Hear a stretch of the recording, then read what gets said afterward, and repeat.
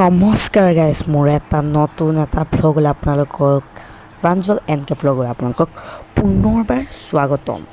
আৰু দেখিবলৈ পাইছে আপোনালোকে জানে আমাৰ অসমৰ শিৱসাগৰ আৰু চৰাইদেউ জিলাত বানপানীৰ কিমান সমস্যা হৈ আছে, বানপানী কিমান সমস্যা কৰি আছে।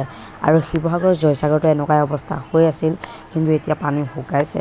আৰু ময়ো জয়সাগৰতে আছিলোঁ, আৰু মই ক'ত আছিলোঁ কেনেকৈ আছিলোঁ মই দেখাম। আৰু ভিডিঅ'কেইটা ভালকৈ বনাবলৈ নহ'ল, কিন্তু মই যেনেকৈ পাৰিলোঁ তেনেকৈ আপোনালোকক ভিডিঅ'কেইটা মই আপোনালোকৰ মাজলৈ আপলোড কৰিবলৈ দিছোঁ।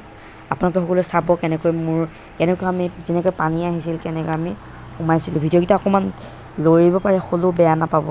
আৰু মই ভইচ এইকাৰণে দিছোঁ কাৰণ মই এই ভিডিঅ'টো অকণমান ভালকৈ নবনালোঁ, আৰু কিবা কিবি ভুল হৈ যাবও পাৰে মোক কওঁতে।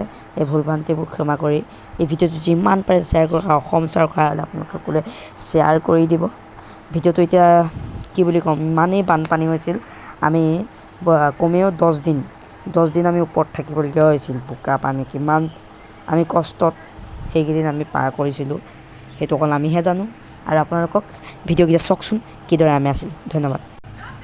এইখিনি জেগাটো মই ভইচ কৰিবলগীয়া হৈছে, চাই থাকক।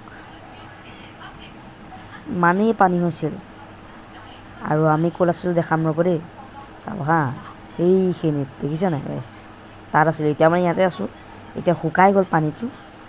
আৰু চাওক চবতে পানী পানী পানী, অকল পানী হৈছিল।